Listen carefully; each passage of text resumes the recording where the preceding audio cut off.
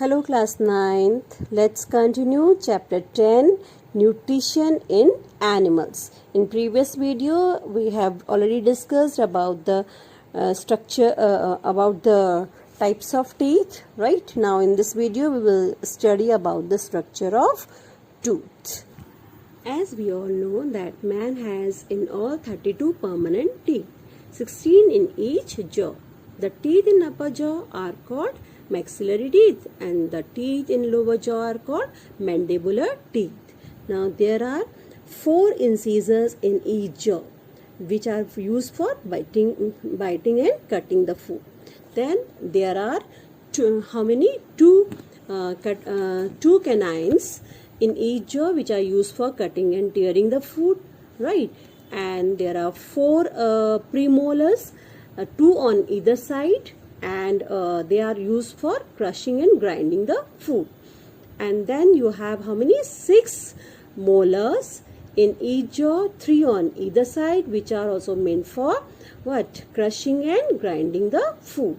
The last molars are known as wisdom teeth, as they arise quite late. Okay, now let's discuss the structure of tooth. Each tooth is differentiated into 3 parts: root, neck and crown. Now what is root? Root is a part of tooth which is not visible. It is embedded inside the jawbone. It makes up about 2/3 of the tooth, which holds the tooth in place, and it is consists of dentine and pulp, right? Now next is your neck. Neck is a narrow part between the root and the crown and is covered by the gum. Now third part is your crown.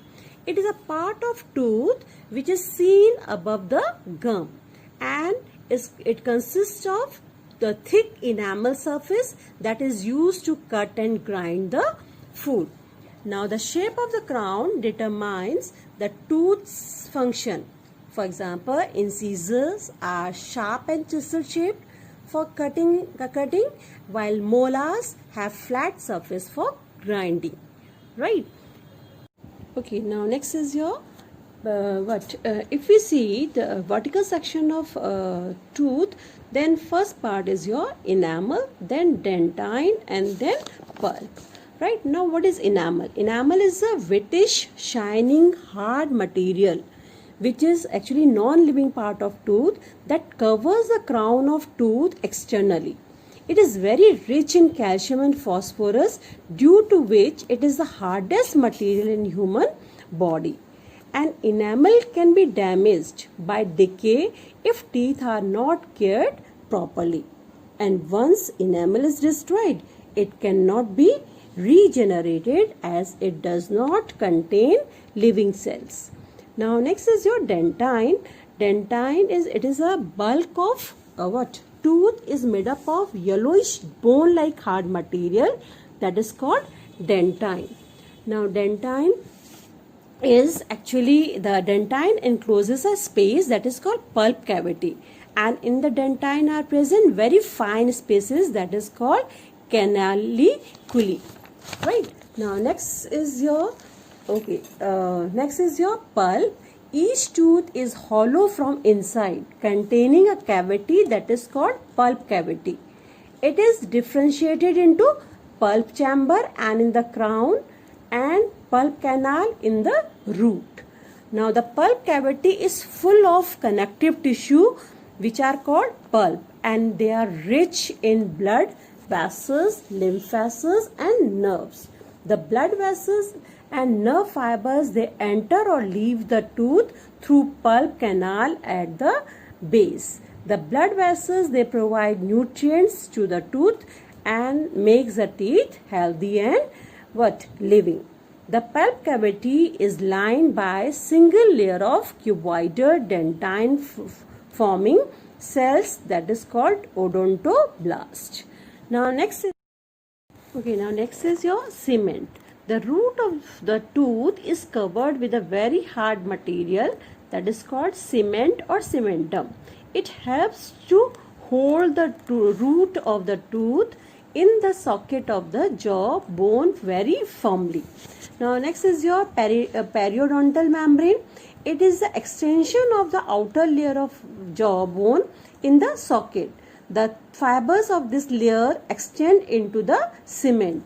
It also helps to hold the tooth firmly in the socket of the jaw bone. Okay, now next is your gum. The pink color below the teeth is called gum, and they cover the bone around the teeth. Let's discuss question number 12, which is given alongside is a diagram of the vertical section of a tooth of a mammal. Name the parts number 1 to 8. Now what is 1? 1 is a enamel, second is your dentine, third is your blood capillaries, fourth is your neck, fifth is your fifth is your gum, and sixth is your cement, seventh is your jawbone, and eighth is your what? Pulp cavity. Right? Now next question is your which of the parts shown in the diagram are non-living? That is your enamel and dentine. Is this tooth suited for cutting or for grinding? This tooth is suited for cutting because it has a sharp edge and chisel shape. Now, what is the total number of teeth which appears twice in our life? These are 20 number of teeth which appear twice in our life. Right, children?